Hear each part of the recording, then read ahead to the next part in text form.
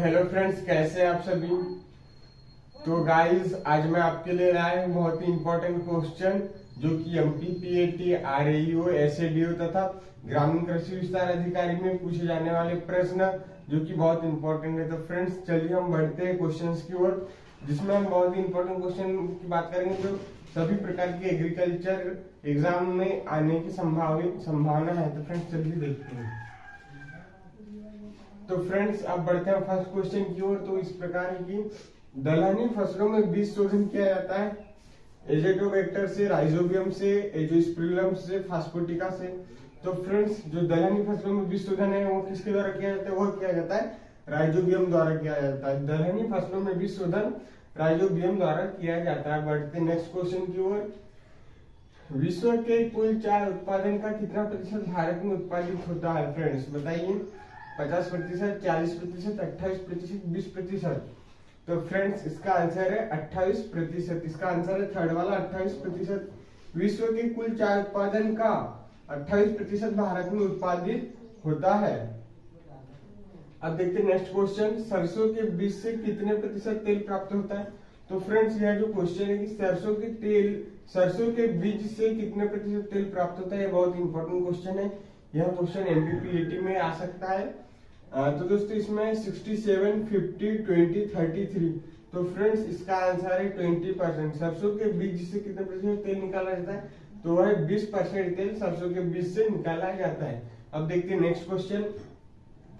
भारतवर्ष को कृषि पारिस्थितिक दशाओं के आधार पर कितने वर्गों में बांटा गया है?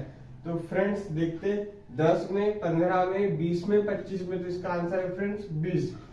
भारतवर्ष को कृषि पारिस्थितिक दशाओं के आधार पर कितने वर्गों में बांटा गया? तो इसको 20 वर्गों में बांटा गया है। फ्रेंड्स, यह एक बहुत ही इंपॉर्टेंट क्वेश्चन है। यह भी एमपीपीएटी की एग्जाम में आता है और यह क्वेश्चन कई बार मतलब ना डाउट पैदा करता है। जैसे कि यहाँ पे जैसे लिखा है कि कृषि पारिस्थितिक दशाओं के आधार पर कितने वर्गों में बांटा गया। तो फ्रेंड्स, इसका आंसर है 20। इसे 20 वर्गों में बांटा गया। पर कभी कभी ऐसा भी पूछा जाता है कि जलवायु के आधार पर, कृषि जलवायु के आधार पर कितने भागों में बांटा गया है? तो दोस्तों, उसका आंसर रहेगा 15। अगर कृषि जलवायु आएगा तो उसका आंसर रहेगा 15। और दोस्तों, यहाँ पे कृषि पारिस्थितिक दशा है तो इसका आंसर रहेगा 20। अब बढ़ते हैं नेक्स्ट क्वेश्चन की ओर। तो फ्रेंड्स, ये इस प्रकार है कि भारतीय कृषि अनुसंधान परिषद आईसीआर का शुभारंभ हुआ था। तो दोस्तों, ये तो बहुत ही कॉमन सा क्वेश्चन है, आप सभी को पता ही होगा कि आईसीआर की स्थापना एस्टेब्लिश कब हुआ था। तो दोस्तों, वह हुआ था 1909, 1919, 1929, 1939। तो फ्रेंड्स, आईसीआर की स्थापना हुई थी, वह हुई थी 1929 सन में। कब हुई थी फ्रेंड्स? 1929 में आईसीआर की स्थापना की गई थी। अब फ्रेंड्स, अब देखते हैं नेक्स्ट क्वेश्चन।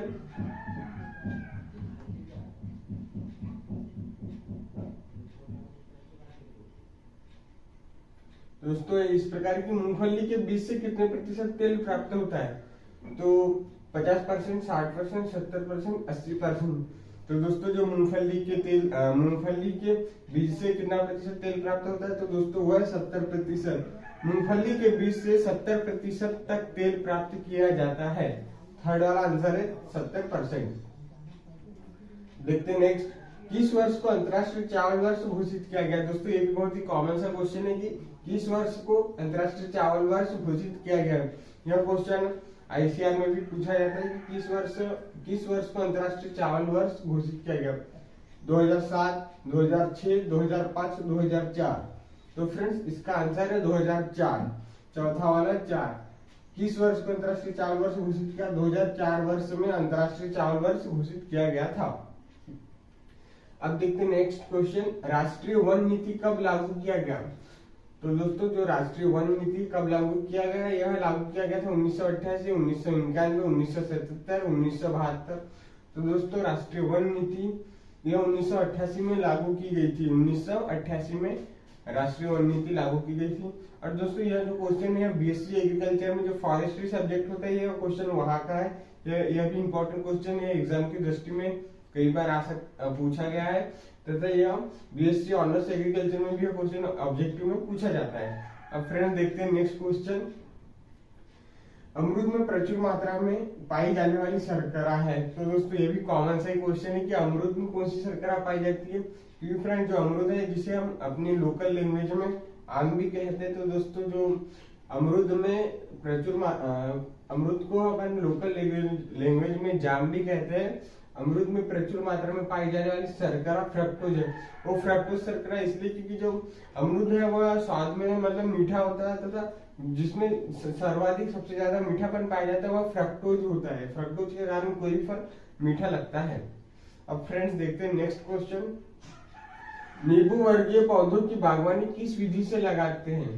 तो दोस्तों यह भी बहुत इंपॉर्टेंट क्वेश्चन है कि नींबू वर्गीय पौधों की बागवानी किस विधि से लगाते हैं। तो दोस्तों वह है कि वर्गाकार या आयताकार, षटभुजाकार, कंटूर विधि से इनमें से कोई नहीं। तो फ्रेंड्स इसका आंसर है वर्गाकार या आयताकार विधि से नींबू वर्गीय पौधों की बागवानी लगाते हैं। फर्स्ट वाला आंसर है वर्गाकार या आयताकार विधि से।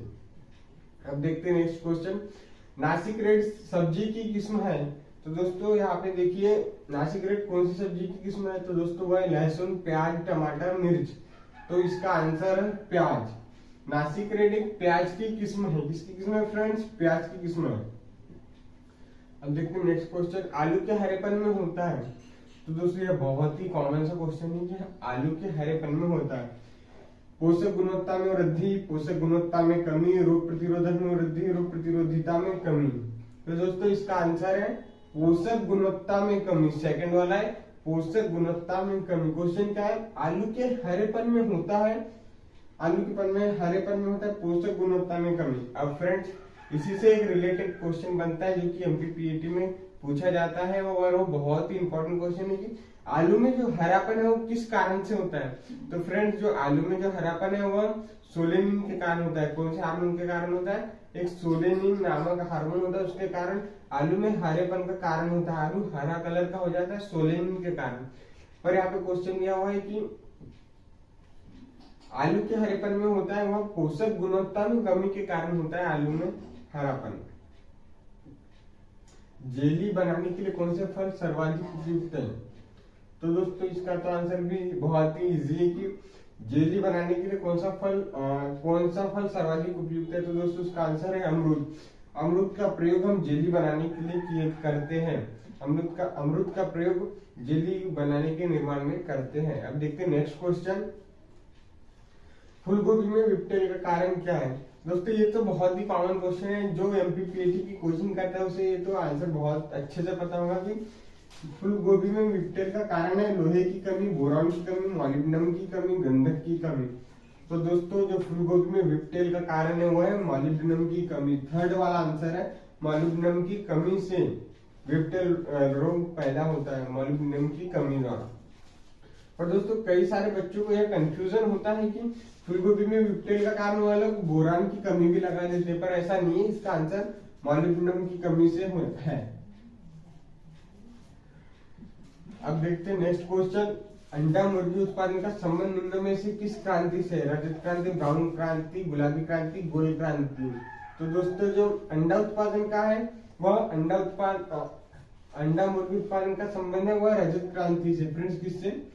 अंडा मुर्गी उत्पादन का संबंध रजत क्रांति से है। अब देखते हैं नेक्स्ट क्वेश्चन, ब्रेसिका रेपा वानस्पतिक नाम है? तो फ्रेंड्स जो ब्रेसिका रेपा वानस्पतिक नाम है वह सलजम का वानस्पतिक नाम है। ब्रेसिका रेपा किसका वानस्पतिक नाम है? वह सलजम का वानस्पतिक नाम है। ब्रेसिका रेपा सलजम का वानस्पतिक नाम है। तो दोस्तों जैसे यहाँ पे ये सलजम दिया है, सलजम का जो वानस्पतिक नाम है ब्रेसिका रेपा दिया है। फ्रेंड्स एक बात ये भी है, ये नोट करने का पॉइंट है कि अगर हम कोई भी फसल का या सब्जी का बॉटनिकल नेम लिखते हैं या किसी भी चीज का वैज्ञानिक नेम, तो उसके अंदर हम ना दो अंडरलाइन कर देते हैं, ब्रेसिका अलग और रेपा अलग है, तो दोनों में ऐसे नीचे में अंडरलाइन कर देते, तब आपको फुल मार्क दिया जाता है, नहीं तो वो नंबर काट देते हैं। और यह अधिकांश तो जो एग्रीकल्चर कोर्स करते हैं ना उसमें ये प्रावधान दिया रहता है कि अगर उसमें अधिकांश माइनस मार्किंग का रहता है। अब देखते हैं नेक्स्ट क्वेश्चन, मूंगफली का सर्वाधिक उत्पादन करने वाला देश है? तो दोस्तों जो मूंगफली का सर्वाधिक उत्पादन करने वाला देश है रूस है, चीन है, अमेरिका है, भारत है। तो फ्रेंड्स इसका आंसर मूंगफली का सर्वाधिक उत्पादन करने वाला देश है हमारा देश भारत देश है। कौन सा? चौथे नंबर का आंसर है भारत देश है मूंगफली का सर्वाधिक उत्पादन करने वाला। अब देखते हैं नेक्स्ट क्वेश्चन। ये भी बहुत ही इजी क्वेश्चन है फ्रेंड्स। फल पकाने के लिए किस हार्मोन का प्रयोग किया जाता है? Gibberellin, auxin, cytokinin, ethylene. तो दोस्तों हम कोई भी फल को पकाने के लिए एथिलीन गैस का प्रयोग करते हैं। एथिलीन गैस का प्रयोग किया जाता है, क्योंकि फ्रेंड आपने देखे होंगे कई बार जो कच्चे केले रहते हैं उसको पकाने के लिए एथिलीन गैस का ही उपयोग किया जाता है। अब देखते हैं नेक्स्ट क्वेश्चन। भारत में सर्वाधिक क्षेत्रफल किस फल का है? तो दोस्तों यह भी बहुत इंपॉर्टेंट क्वेश्चन है, एमपीपीएटी में पूछा जाता है कि भारत में सर्वाधिक क्षेत्रफल किस फल का है? पपीता, केला, नींबू और ये फल आम। तो दोस्तों इसका जो आंसर है वह है आम। भारत में सर्वाधिक क्षेत्रफल किस फल का है? तो इसका आंसर है आम। आम मतलब दोस्तों जो भारत में सर्वाधिक क्षेत्रफल है वह आम के फल का है। लेकिन कभी कभी घुमा फिरा के ऐसा क्वेश्चन पूछा जाता है कि भारत में सर्वाधिक उत्पादन किस फल का होता है?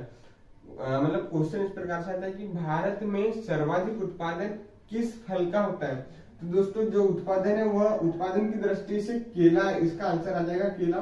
कि उत्पादन सबसे ज्यादा भारत में उत्पादन केले का होता है, लेकिन क्षेत्रफल की दृष्टि से आम पाया जाता है। जैसे कि आपको पता होगा कि केला हर मौसम में अवेलेबल हो जाता है, पर जो आम है सिर्फ ये ग्रीष्म ऋतु में मतलब गर्मियों के सीजन में ही प्राप्त हो पाता है।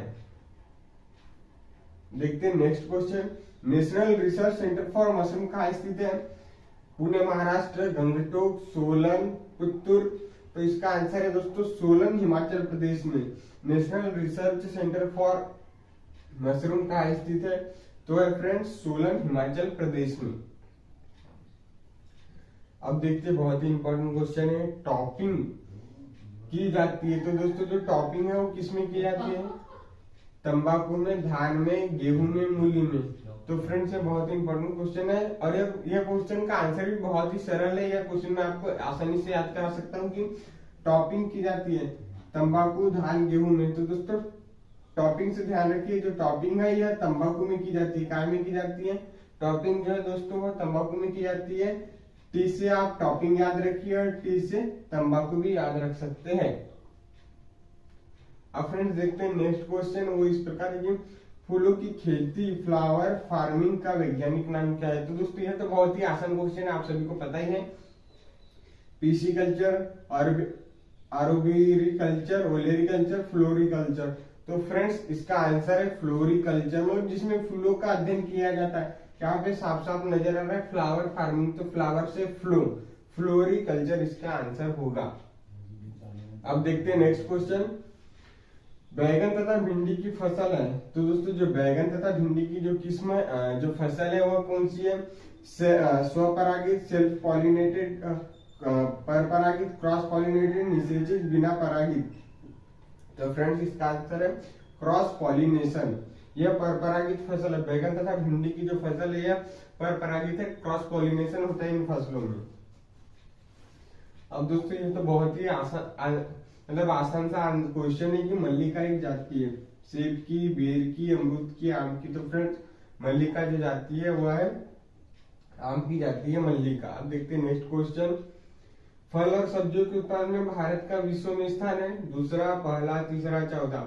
तो फल और सब्जी के उत्पादन में भारत का दूसरा स्थान है फ्रेंड्स।